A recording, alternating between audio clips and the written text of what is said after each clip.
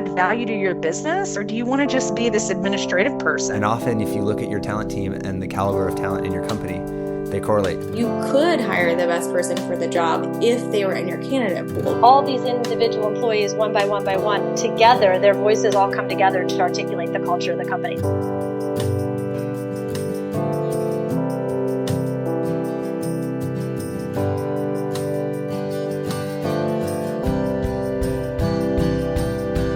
This is hiring. Hiring on all cylinders. Hello again, my sweet, wonderful, amazing recruiting pals. Rob Stevenson coming to you for another installment of your favorite recruiting podcast, Hiring on All Cylinders. And right now, as you jog through hiking trails, sit at your desk sourcing, are on your morning commute, where else do people listen to podcasts? On planes, probably. All those places, I am coursing through space and time to bring you the sweet, sweet sounds of recruiting advice. And I'm excited about this episode because I have two of my favorite people in talent joining me, one of whom you know very well, our own head of talent, Britt Ryan. Britt, how are you? I'm great, Rob. How are you? Wonderful. Thank you for asking. And we are also joined by a repeat guest. Those of you who've been with the show for a little bit will remember Amy Knapp is the head of talent over at Redpoint Ventures. Amy, welcome. Thank you. Glad to be here. You also spent time at Google, at Ning, and you navigated the murky IPO waters at Chegg, correct? I did. So, all fun stuff. Yep. So you've definitely been around the talent block, so to speak. And Redpoint Ventures has 60-some different companies in the portfolio, and you get to bounce around and help them scale their talent team, start getting serious about talent, running searches, and how to even when to hire recruiters. Is that sort of a fair assessment of what you do? It is, yeah. I'm so fortunate because I've been able to pull from my previous experience at companies from different sizes and stages to help companies in our portfolio. And I do pop in and I work really closely with a lot of our early stage companies on anything of just building out their own recruiting muscle and getting them to be stronger and more thoughtful as they're thinking about their people programs and talent strategies. But then also we have a growth fund, so a lot of later stage companies we get to talk and work with a lot with their own internal talent team. So I feel like I'm still in it, learning from them and bringing them together to help our early stage companies too. And so it's been a lot of fun. Definitely. What's common is that in the early stage companies, they tend to do a lot of selling the value of recruiting and making sure that these young companies who might just be a founder and a couple other employees are know to invest in recruitment. Is that kind of your experience? Oh yeah, for sure. When we get into an early company, they most often won't have a talent person there. And so we'll go in and through our own onboarding process, work with the founders and the founding teams on how they've been hiring people up to that point. Usually they're less than 20 people. Now they have to suddenly double in size. So they're figuring out, how do we do that? And do we hire a recruiter? And so I always take a step back and be like, well, how are you hiring people now? And I really want to get a sense on how much work they're doing and how they're doing it. And then we talk about the value of okay, it really does have to start with you guys, you as the founding team really putting a lot of effort in and right from the top down, really valuing the work and the energy that has to go into finding people. And you have to spend a lot of time on it. And, sometimes people will be like, well, how much time? Give me a number, how many hours a week? And I'm like, I can't really give you a number, but it's substantial. Right. It's substantial. More than you're doing now. Yeah. It's yeah, exactly. Just keep doing more, adding on to it. And it's I know it's counterintuitive or counterproductive because you're building your company and you don't really have time and nobody has time. That's the biggest thing that I hear from folks is that we just don't have time. We're building our company and everybody's so busy and they can't be pulled away from what they're doing. I said, okay, I get that, but you have to put a lot of time into finding people. That's going to make your life a lot easier. So. Not to beat up your early stage portfolio companies, well, I guess here I go. Is that sort of nightmarish for you? You've been in the recruiting business long enough. You obviously know the value, and you have to go in and kind of preach the good word of recruiting and be like, hey, this is something you need to take seriously. And people are telling you we don't have time, or we're too small to have a recruiter. We don't have enough people yet. Those kind of things. And is that does that bum you out having to do that over and over again? No, totally doesn't, because I think the founders that we work with especially are the ones that I have definitely talked with over and over again, they're so appreciative of anything. They want to do it well. It's like they'll sit there and be like, oh gosh, I have no time, but they will, and that's the first question, or one of the first questions I'll ask is like, well, tell me what you're doing. Like, show me your calendar. How are you reaching out to, how many people are you reaching out to? And like, are you meeting folks? And if they have been founders or folks that say like, it's so important, I do so much work, and then they're actually not meeting a lot of people, it's like, well, that there's an issue. You probably want to start meeting more people. You have to get out there. If you're not, honing your pitch over and over again and doing it, meeting a certain number, or, I don't like to say like you have to meet a certain number, but not spending a certain percentage of your time, going out with your coffee meetings or sending emails and all the time, then you're not really putting forth as much effort and energy as you can. But it doesn't bum me out because I like these conversations, and more often than not, people will you can see the light bulb going like, oh my gosh, that makes so much sense. And to us, it's like, it's kind of common sense. It's why aren't you doing that? Right. But it's just not there. For many founders, it's not something that they're naturally good at, going out and meeting people over and over again and talking about it. And also not even just talking about themselves or the companies, but how to extract the right information from people about like what they value and is it going to be the right match. And so when I'm able to sit there and talk with them, they're so appreciative, number one, for any kind of guidance and support, and number two, like many of the founders that we work with get it, and so I like it. I like having those conversations over and over again. Okay, it doesn't bum me out. It bums me out if I end up talking with people that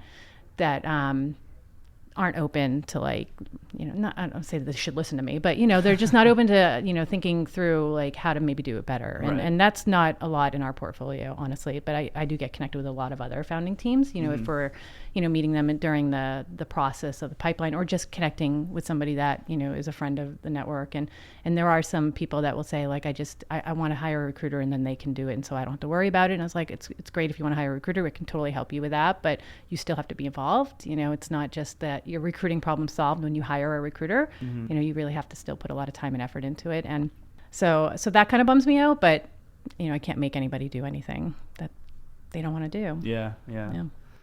So let's fast forward to like the middle or later stages. Let's say that you're talking to these companies who already have a bit of an installed recruitment base. Like they have, a handful of recruiters, they have a process, their ATS is in place, there's a machine cranking there. Yeah. What are some of the growing pains you see once there's a team in place and they have some sort of the pieces are starting to fall together?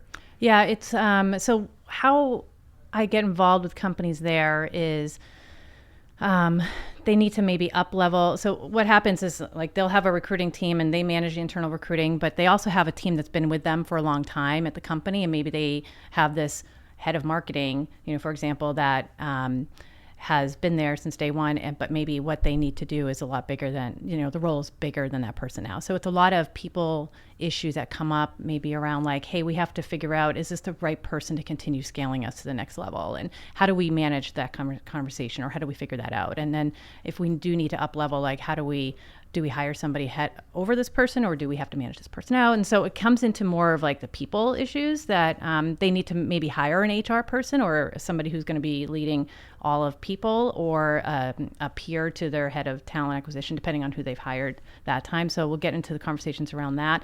A lot of it is around, now that we've started hiring people, like we're seeing some people starting to leave, it comes into like, how do we retain them, and how do we think about building the right programs in place that makes them want to stay and feel motivated. So we get into a lot of conversations around that, which I think is like really cool, And then all through it, it's like, hey, these are the key positions that we need, and we're having trouble hiring, in this area where we can't find these designers or sales. What are other companies doing that are successful? So we'll give them a lot of benchmarking data. And then I won't personally do any searches for our companies, but I'll recommend different external search partners to folks, and so we'll get involved in searches that way, or connecting them with people. If it's they're looking for a CMO. We know these great CMOs that we can connect you to. They're not going to be candidates probably, but they'll at least like help you think through what it is that you actually need in this role, and like what great looks like. So we'll get involved in a lot of those types of connections too. Do you miss the actual nitty gritty, like in the trenches part of recruiting though? Sometimes. I Do you yeah. ever just roll your sleeves up and fire up your portfolio companies in Tello seat and then just crank out an awesome search for them? So where I'll get involved is when they're looking for a head of talent, a head of recruiting, or head of HR, because I feel like those are my people, and so I'm constantly looking to stay connected with folks in those areas too. So it's great. And if I can help them hire a person that can help them hire multiple people, it's a highly leveraged way that I can help. I also help our internal firm hire. So I feel like I get my recruiting fix, Gotcha. when we're hiring associates or VPs or principals on the team. And so I get involved in those. So that gets me feeling like, okay, I'm still in it, Right, but right. I get jazzed when I go and work with a company and act as their little head of talent for a short time. I'll go in and we'll work with the hiring managers and the leadership team, and we'll talk about different strategies and think through job descriptions or, interview questions, and I'll do interview training with them or sourcing sessions. And I'm like, oh, this is so fun. And I get like super jazzed on that. But so sometimes I miss it, but I can still get it through different ways. Britt, we're still small enough that you get to do a good chunk of that, right? Or is your life just meetings and podcast recordings now? And sometimes I wish it was. No, I still run searches. So we're actually right now faced with our biggest hiring quarter in the history of the company. And so in order to meet those goals, I've taken on certain roles, like we're hiring across the board. So if there's one role in G&A supporting finance, what I've done is said, I'm going to take those and own them so that Amina can really focus on sales and Mandy can really focus on tech, and that they're not distracted by these one-offs that aren't going to be consistent with where they're driving the rest of their pipeline. So I am still a smile and dial and, source and track mail. Right. Yeah. I never heard that smile and dial. Is that like a Yeah, well, I've mantra? been around for a while, Rob. Okay. I started back in the days when you smiled and dialed before LinkedIn, what right? you had to Yeah, do, right? Yeah. It's interesting, Amy, that there's, I think before we were recording, and you sort of teased about it when we were talking about the growing pains in like slightly larger companies, that they're starting to realize not just how to find and hire the right people, but make sure they stick around. And I've asked this question of a bunch of different people, and everyone has a different idea, and I'm not sure I'll ever nail it down, but I'm so curious on what is the extent of the role of the recruiting and talent team in terms of retention and development, because so much of that lies on the hiring manager and the team to make sure that those people have the best chance to succeed. But on the same way, as a recruiter, you want to make sure that those people you hire are happy, because A, you want to deliver on the role you promised, the opportunity you sold, and B, because if they leave, like, you're back to square one in recruiting again. So I'm interested to hear from both of you. Where does the talent team stop and the hiring business team begin? What's the role that you see talent needing to take there? Yeah, I've seen it be done differently at different companies, right? So I think it depends on these early companies that hire somebody to be their head of talent or their first recruiter in. A lot of times it could even be an operations manager or an admin happiness manager, whatever they want to call it, right? It's this person that is handling the recruiting. Many times, if it's not a recruiter background, they're handling the scheduling and the coordination of stuff. But then they're also like onboarding people with new hire paperwork and benefits, and they're the office manager. At some point, when companies hire like a true talent person, if they're really skewed on the recruiting side, what I'm seeing is that like it's like we're here to focus on hiring people, and then they come on board, and the hiring manager is the one that takes care of managing the person, but the recruiters oftentimes will still feel like this personal bond with the candidates that they're bringing in. Yes. And it's like, I met with one of my recruiters yesterday at one of my companies, and they're like, I brought half of our company is people that I brought in and I've built this relationship with, and I feel I care so much about like the fact that like I brought them in here and they're here, and even though it's not he's not accountable for like the length of time that somebody stays or how well a person does at the company, but he feels it and he wants to like continue checking in with people. And I think that's just maybe a natural thing for a lot of people in recruiting to do, is like, hey, I want to check in with my folks because we have a really great relationship. However, I think it is a hiring manager's responsibility to really own recruiting, right? To hire well and keep people really motivated and satisfied and rewarded in their on their teams.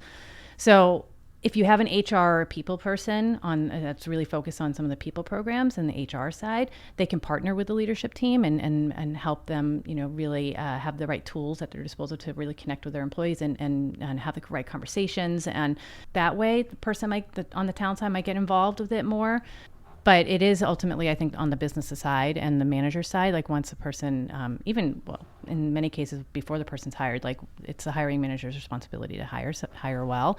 But then they're the ones that should own, keeping their people happy and motivated and retained. Right. So the talent team's role in that is just to make sure that that's like something that's in the back of their head, and that they are, and not even just back of their head, like they are thinking about it and they can partner with them. But a lot of early stage companies, they don't have may just have a recruiter that will check in with their employees and like say, hey, how things going, right? And I always encourage recruiters that do that. We'll check in and be like, hey, well, if you're hearing that an employee might not be happy, you should bring it up to the manager. Like be the business partner. You're not here just to be the confidant of the person. You don't want to go ahead and, you want to have a good relationship with that person. But if you do feel that there's something there that they're at risk of leaving, like don't make it be a surprise to the manager. Like go include them in so then the manager can go ahead and do what they should be doing and working with the employee. Yeah, exactly. Oh, I was just going to say, it's an interesting point, too, because it's, I think for you, having worked at some larger companies, like the Googles, and for me, as you start to get into this world of startups, Intello does have an HR business partner, and she and I are both newer to the company. And so there was also a time of sort of figuring out, like, who do I go to, and also sort of helping to coach people around where you actually pull back. So it is so much in a recruiter's nature, and quite honestly, very much the candidates, that when they come on board and the company's growing, it's just natural for them to come to their recruiter and say, hey, where do I go for this? Or what do I do for this? And then how do you start to make that pivot to say, you should really be directing this conversation towards the HR business partner or the manager. Right. And, I love the fact that you pointed out to not get too involved in it, right? Mm-hmm. But to take it to that right person, because it's really not the recruiter's role to coach somebody if they are struggling with something internally at work. That should go to the manager or an HR business partner if you have one. And, many times in my previous roles, at companies, people will come back to me or I'll check in with them. We'll be like, hey, let's have a lunch and how are things going? And they might say something like, well, I'm really, this isn't how I thought it was going to be because of this. And I'll be like, well, have you talked with your manager? And they're like, no. And I'm like, well, let's start there. Maybe you should, because that, that's an important relationship. Like that's who you're working for. That's a big reason why you probably join the company, and why a big reason why you might leave at some point. So, but you have to have that, conversation, and you might be surprised. Things might get better if they just know. I try to tell employees, like, your manager's not a mind reader. You really have to, be open about it. And you might, it's not hard, but I think I was just talking with somebody about this today. It's like people are they're fearful of like the unknown of how the conversation is going to go, and managers too. Manager training is a big thing that comes up these days about like how do we manage the mid-level or train the mid-level managers of the companies. They're getting managed from the executive team, and then now they have a team underneath them. And many times at startups, there are folks that have grown through the company and never ever received any formal training, and now they're managing a team of like 3 or 4 people. And so a lot of companies are really trying to focus on like how do we make that level of management really successful. And a lot of times people are just uncomfortable with talking with their team or individuals about like, hey, what do you really value, right? And what's important to you, and or what's wrong? What are you concerned about? What's keeping you up? And it's the fear of the unknown of like what the response is going to be. And then, well, and they're also like not prepared of like, if I get this response, this is how I should respond to it. Like this could be my answer to that. And I think employees feel the same way. Like, I don't know how my manager is going to respond if I bring this up. And so I'd rather not bring it up. Yeah. That's understandable. I love the notion of the talent team existing as confidants, because they are, in so many cases, the first impression that a candidate or an eventual employee has of the company. And not just that, but they're the only team that's going to meet the majority of people at that company. Right. Whereas I'm going to meet the majority of people in my team and a couple other teams. And then it's very possible that like don't know someone until they've worked here for, 2 months or something. Right. So the recruiting team then not only has a stake in people staying in terms of their own workload, but they're also like them being honest in terms of the job they pitched, but also just because like they care and they are going to meet everyone and they want to see people succeed. And so I love like your point about, okay, it's not your goal to be an actual coach, or your role, sorry, to be an actual coach, but to be able to direct traffic a little bit and be like, okay, this needs to be addressed, and make sure this is an important thing in the minds of of leadership. Right. And then that the right conversations are happening. And then you can check in, I would check in with the folks and be like, hey, did you have a conversation, and how things are going now? Or how did they, or I usually say, how did your manager respond when you told them this? And that's when they'll say like, oh, I didn't have a conversation yet. And it's like, okay, well, let's start there, Right. But it's like, or you can, and then you can find out if they actually did have a conversation with the manager too, and maybe it didn't go well. And then you may have another conversation to do with the manager or your HR person. But Is there a point where you feel that there's, the training and the coaching or implementing, there's so many tools out there now, to your point, we're focusing so much on retention, where, several years ago, it was really all about hiring, and there was always this hire, but, it was almost like the leaky bucket where people are just leaving the company as quickly as they're coming in. And because we've really realized the value that happy employees are staying, and that people don't generally leave unless there's something going on with management or, that type of thing. With recruiting, we know we invest in the ATS. Are there other things that your startups are investing in terms of like HR tools that help managers with performance, motivation, and at what point and what size is the right thing for a company to be thinking about that? Yeah, that's a good question. There's a lot I'm seeing a lot of our earlier companies like Series A and maybe early Series B that are definitely talking about it and caring about like, hey, like performance, what should we do for, managing our performance reviews, and how often should we do it, and what tools are out there. And a lot of questions lately have been around engagement, like should we do an engagement survey, and how do we do that, and what do we then do with that information? I think engagement can scare a lot of people, the executive teams off, and I've heard a lot of leadership teams maybe not want to do an engagement survey, and I think it's mainly because they don't know what they're going to do yet. They don't know what the results are going to be, and they don't know what to do yet. But for tools around that, there's Culture Amp that gets used a lot. There's Tiny Pulse, there's Impraise. So companies have used a lot of different things. There's one company I was just talking to this week at an event that said that we just went back to just doing a Google form. It was like we didn't really want to spend a lot of money on this, and we realized that we can just get the information just doing it, through that way. And it's light touch. It doesn't make it seem like, there's a lot of heavy, process or infrastructure around it, because we don't really need that at this point. We just want to make sure like we're doing something, but it's light touch and it works out. So I think that there are some tools out there that will make it easier, but you don't need them, if you just have the right questions. And then on the engagement side, I think it's more important about like, you want to ask the questions to employees about having a pulse on like how they're feeling about things, or how they're describing their culture, and what things could be improved, or what do they want more of. But I think it's more important like what you do with that information versus how you're getting it, because you can even just go around and take a number of if you're small enough, you can talk to every employee in person and get information. I don't know if they'll give you all of the information, as they, unless they think, but they might open up more if they're not talking to you in person. But you can. There's ways that you can do it without. You don't have to like spend a lot of time, like money, into a tool. We are encroaching upon optimal podcast length here, but I wanted to make sure that we talked about your conference. Thank you for bringing that up. Yeah. So myself, as well as the talent teams at Sequoia and Lightspeed. So there's Brett Record at Sequoia and Luke Pacetta at Lightspeed.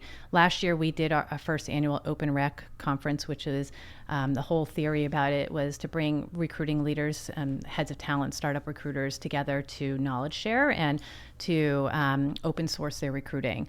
And it was great. We had 114 people come. It was last August. It was here in San Francisco. And we are doing the second version of that this year. And so I'm super excited. So we are in early stages of that that. But it's going to be in San Francisco in early September for lead recruiters, heads of talent, startup recruiters, really getting together to have a number of in-depth breakout sessions with each other about different topics from tools, from sourcing to, that hybrid people, HR, talent role, university diversity, things that companies at different stages are actually going through. And so we're going to be bringing folks together in just a few months to really, come together as a community, because we think that it's a really strong community here in the Bay Area and of strong recruiting leaders and talent folks, and for them to share their insight and learn from each other. And I think that the more that we can help each other out, the stronger that we are in our roles as talent leaders. And I think that this area, we're really fortunate that people are they're very open and collaborative with their learning. So that's going to be coming up in September. You guys will be invited, so I'm sure that we'll be able to talk more about it as we get closer, but we're really excited to do that. Yeah, it sounds awesome. Going to be an amazing conference. All of you out there in podcast land, register and come. Get an exclusive opportunity to meet some antelopes. I'm sure, Britt, you'll probably want to go. There's the rest of the talent team here will be chomping at the bit for it. And it sounds like it's going to be an awesome knowledge share there. So for sure, check out the Open Rec conference coming soon. More to come from that. So. Awesome. Amy, this has been an absolute blast. You're wonderful. I could have kept talking to you for another couple hours, but we'll let you carry on with your life here. Let the two of you get to your lunch date. And thank you so much for any time you're around. Would love to have you back in. I will keep you posted when I'm in town, and thanks for having me. Of course. And to all of you out there in podcast land, you've been amazing, wonderful, talented recruiters. I've been Rob Stevenson. Have a spectacular week, and happy hunting.